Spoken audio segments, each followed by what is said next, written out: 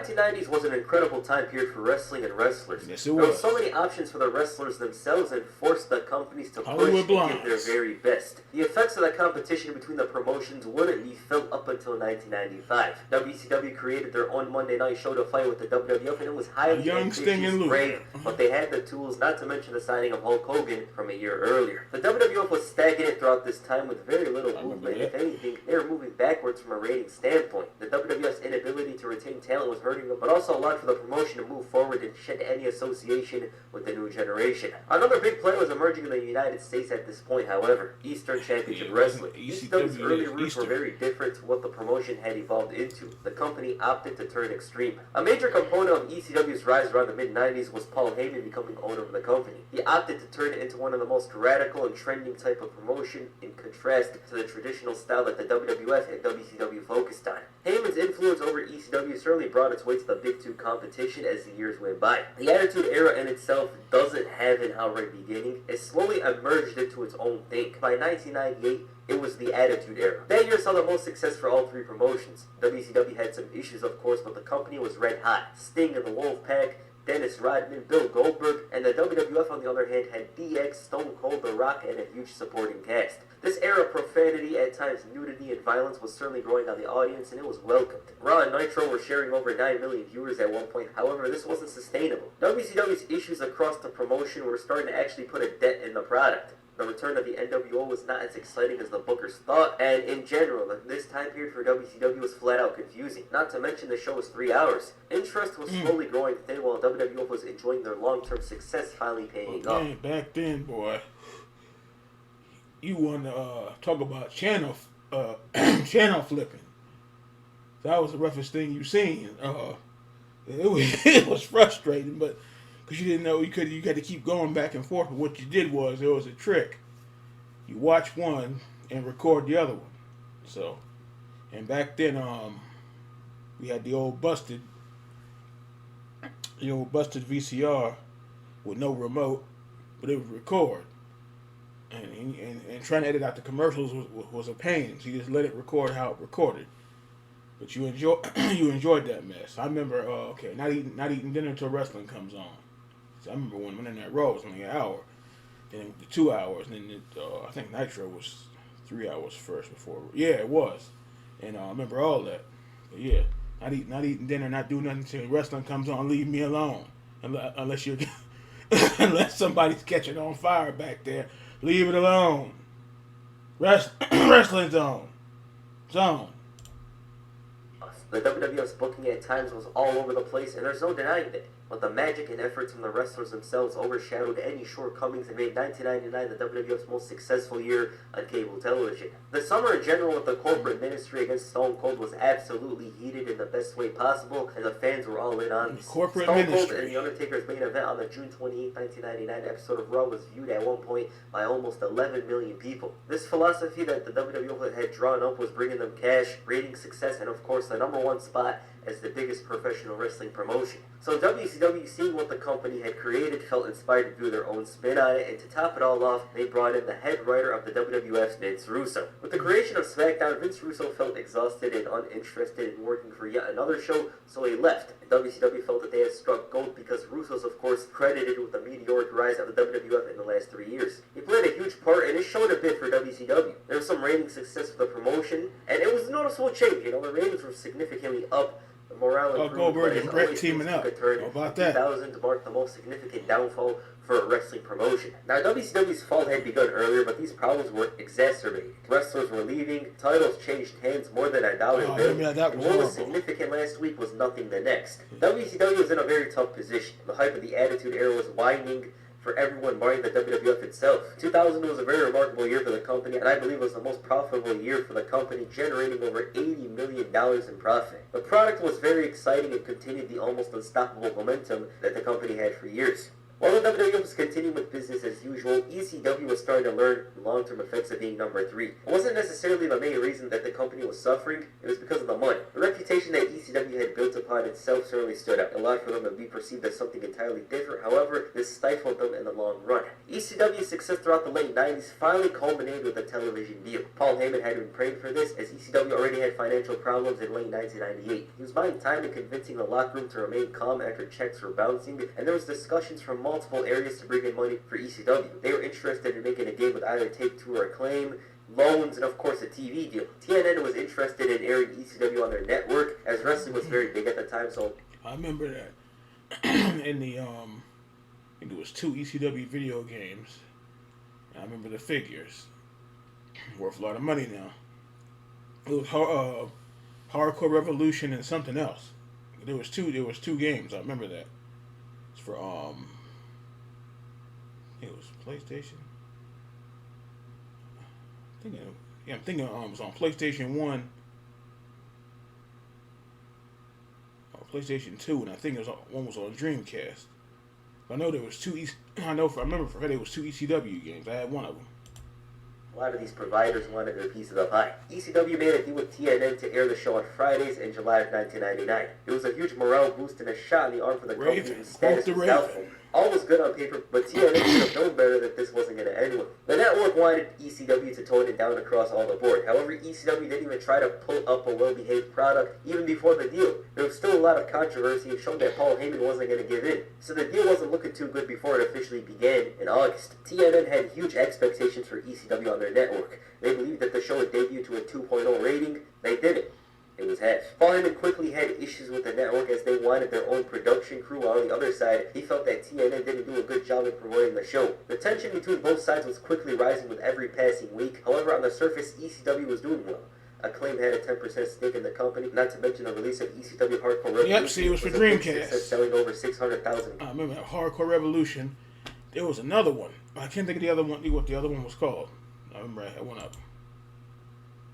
Happy and making the company big. But bad news is, of course, more significant. Paul Heyman grew annoyed with TNN and their efforts towards making ECW a success. It got to the point where he created a heel authority figure played by Don Callis. Cyrus the Virus. Oh, come on.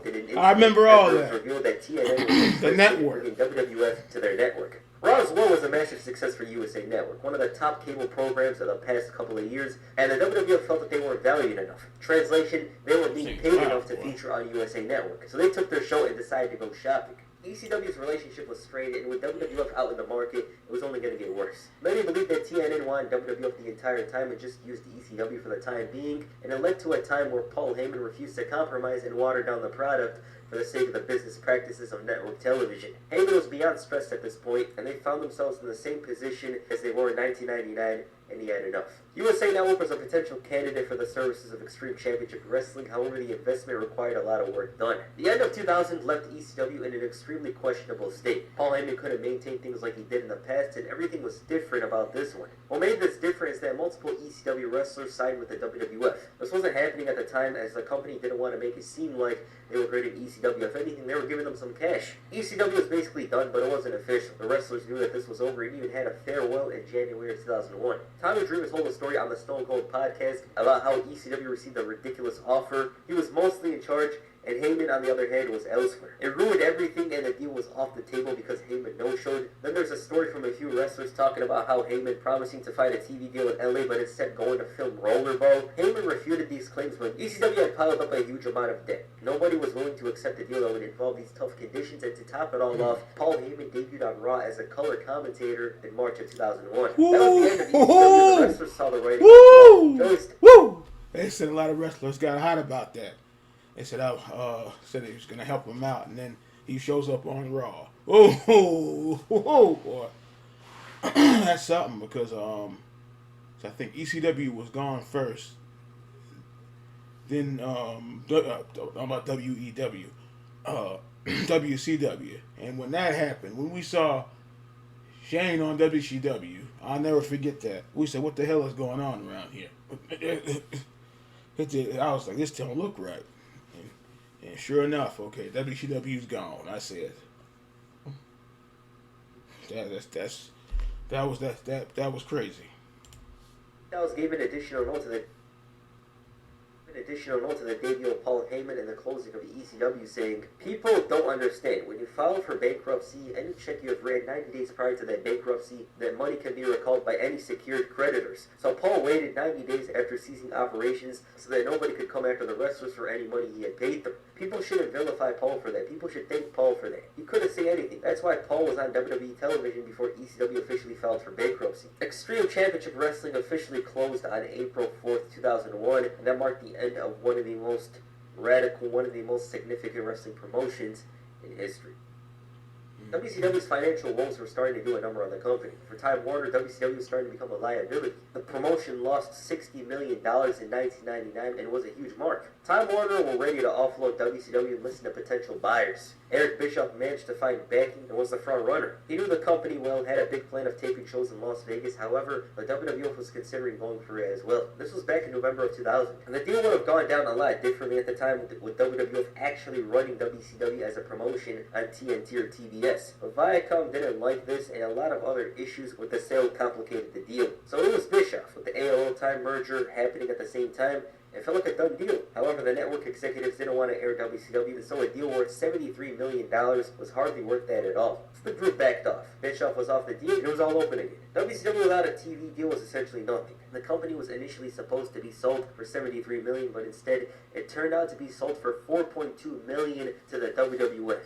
It's a ridiculous turnaround. They had the valuable tape library, the trademarks, and some contracts. This all came from out of nowhere, and to top it all off, Shane McMahon appeared on the final episode of Nitro. Many believe that the network executives just wanted to get rid of WCW because of its losses, not to mention they didn't want wrestling on the network. It's more so the latter, because if something doesn't make money, people are going to look at it differently. The WWF stood tall in the span of a month. March 2001 saw 3 major wrestling promotions, and by the end of the month, only one had remained, and the future of wrestling looked uncertain. The WWF, who was the undisputed #1, was going through some minor problems as well. After a very successful summer, creative took a slight change with Stephanie McMahon taking control, and the quality of the show took a hit. It wasn't that huge of a hit, but there was more mistakes from this time period. The move to TNN was a downgrade from a rating standpoint, as the channels had fewer homes, and Raw, which went from drawing 5.7 6.4s, a lot of 6s in there, to mid-5s, sometimes even 4s. It stifled them a bit, but these were still huge numbers, no doubt about it. USA Network would have provided the opportunity for more viewers. The build for WrestleMania 17 was absolutely incredible. However, this was as good as it was going to get. WrestleMania 17 was a massive success. It was critically acclaimed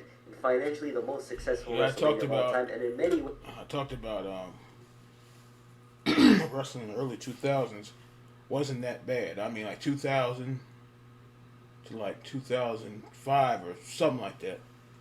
But when we got to the what was it, 06, 07, the Cena era and all that, it's just like, oh, okay, it's not for that now. But early 2000s wasn't that bad, you know. Yeah, compared to a lot of stuff now, and it's changed changed a lot. Now, this is 20-something years ago. It felt like the celebration of the Attitude Era, not to mention ended with Stone Cold aligning with Vince McMahon, his enemy. It's not the outright end, but everything felt different the next night, and many considered that didn't look right. I remember all that. Coupled with the purchase of WCW and the debut of the talent, it was the end. The environment of 2001 didn't really allow for WCW and ECW to continue. If they were around today, and obviously things are different now, they would have found a home, no doubt about it. I'm pretty sure they would have found a home, whether it's Hulu, Netflix, although I can't imagine ECW on Netflix. Even somewhere like Tubi, they'll have somewhere to be broadcasted for the world to watch. That just wasn't the case in 2001, and because of that, WWF was the last promotion standing. If there was a little patience with WCW, maybe they would have continued, but with ECW, they were done. It was just over. And because of all these elements, WWE just coasted along. They didn't feel like working as hard as they did during the Attitude Era. The Invasion storyline was crazy because you see all these talent who were from ECW, WCW, walk in and feud with the biggest wrestlers in the company. It was a disappointment, of course, and WWE's ratings started falling slowly, especially after Rock and Austin left. It was a tough time period, and ironically, the move back to USA Network with the rise of Batista and John Cena led to a slight increase in the viewers on Raw. So yeah. Alright, what did you guys think of the final days of the Attitude Era? Please comment down below. That's the first video. Make sure you hit the stunner on the like button and press the rock bottom on the subscribe button. Peace. I'll press the rock bottom. How about that? But yeah, that's what I was saying. That was it.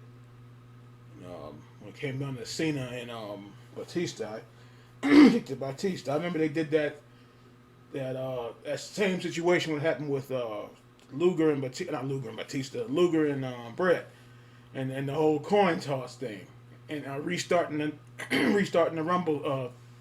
I'm trying to figure out who the winner was 3 or 4 times. I never figured Howard Finkel. He was getting frustrated.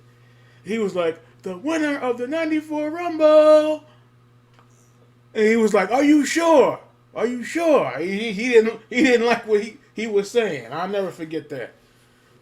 They were arguing. No, Luger went out. No, that was Brett. And I was like, oh, well, that was something.